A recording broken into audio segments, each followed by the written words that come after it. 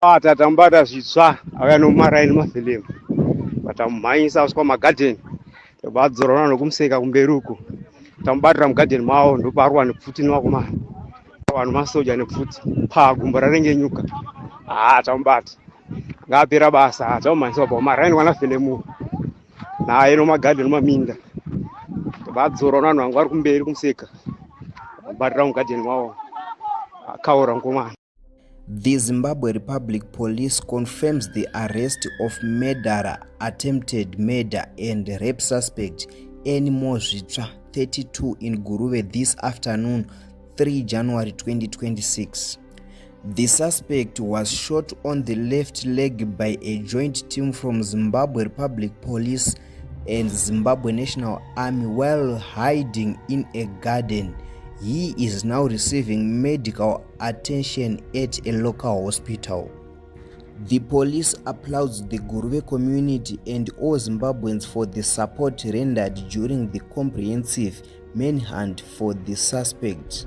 More details on the criminal charges and court appearance will availed in due course. Ladies and gentlemen, ando mashoko aziviswa iwo the Zimbabwe Republic Police nezvekubatwa kwemhondi Enimo Zvitsva uyo akauraya vanhu 5 vemhuri imwe chete.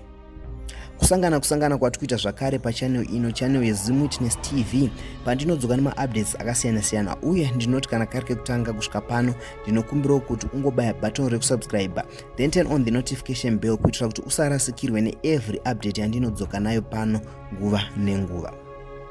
Without wasting much of your time, ndakuigirai mavideos emhondi Enimo Zvitsva uyo anga ashungurudza vanhu munzvimbo yeGuruve mushure mekuuraya hama dzake 5 vanova vanatete vake. Asi chiri kuzonetsa ndechekuti mukutaura kwaitwa iko naEnimo ataura iye kuti ndakauraya vanhu 5 chete. Ko vamwe 5 avo vakaurayiwa nani kuti vazosvika panhamba ye10?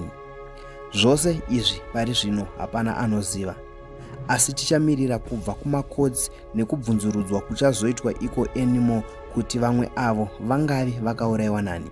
Muri Zimbabwe ngationei mavideos ekubatwa kwemhondi iyi, asi kana mapedza kuona ngatisangane mucomment section muchitiudzawo zvamunofunga pamusoro penyaya yaEnimo uyo ari kuti vanatete vangu ndakavauraya nekuti ndakanzwa vachinditaura, saka ndakaona zvakakodzera kuti ndikavauraya hapana anozonditaura. Tatambata zvitsva akanomaraini mafilimu vatamumhanyisa uswa magadheni vadzorana nokumuseka kumberi uku tamubatira mugadheni mavo ndoparwa nepfuti nevakomana vanhu masoja nepfuti pagumbo rarengenyuka tamubata ngaapera basa tamumhanyisa pamaraini wanafilimu naye nomagadheni maminda vadzorana vanhu vangu vari kumberi kumuseka vamubatira mugadheni mavo akaura mukomana. Abatwa vakomana batabasa abatwa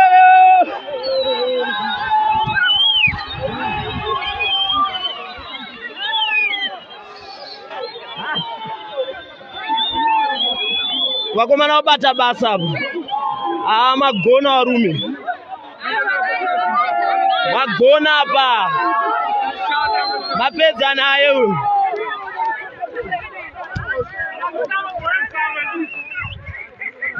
utsinye munhu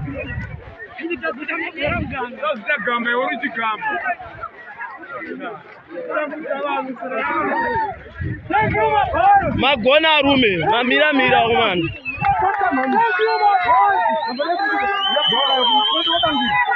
achifamba baba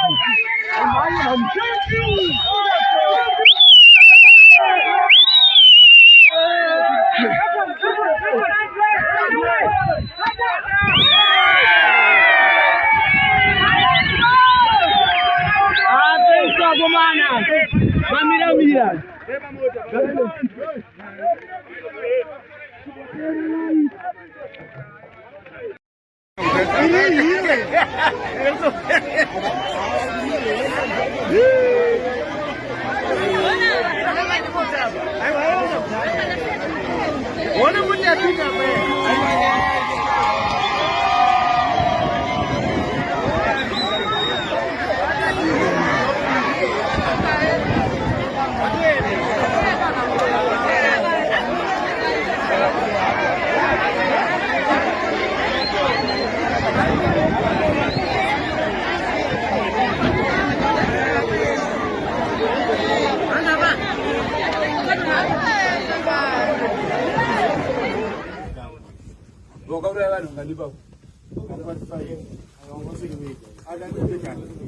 Ayo taura wangu wako.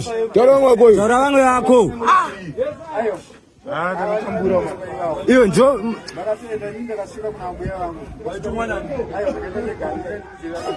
Yesha, wachileta yo.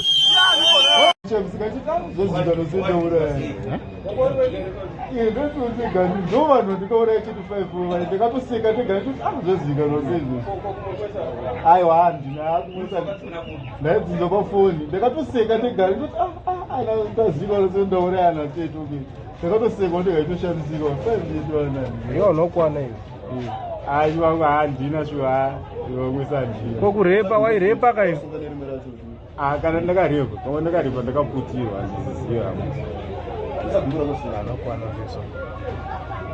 but inofunga dzanga dziri wezvisidzo andara matiziro angachita munhu anoratidza kuti nguva yanga asingaite direct confrontation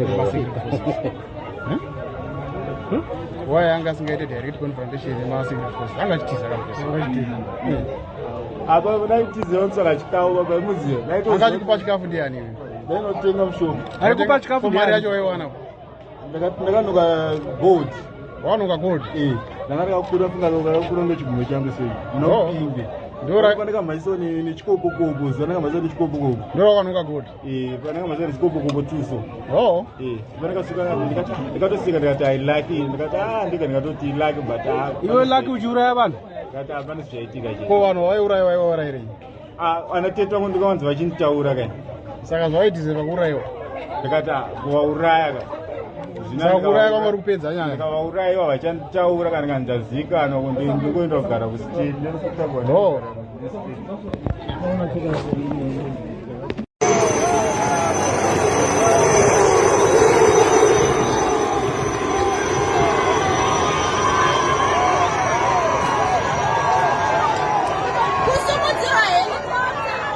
ichokwadi muri yezimbabwe ichokwadi irimosvicha abatwa indoda kutenda mapurisa edu republic police pamwe chete nemauto vanga vachishanda pamwe chete neveruzhinji mukomana aonekwa muvillage ekwabangira vadzingirirwa nevagari vemuvillage nekuti community kushanda pamwe chete atiza achida kuenda kudivi remuseka abva asangana neyouth yedu yekumuseka abva akomberedzwa abva atizira magadheni munova ndimo maazopfurwa nemauto.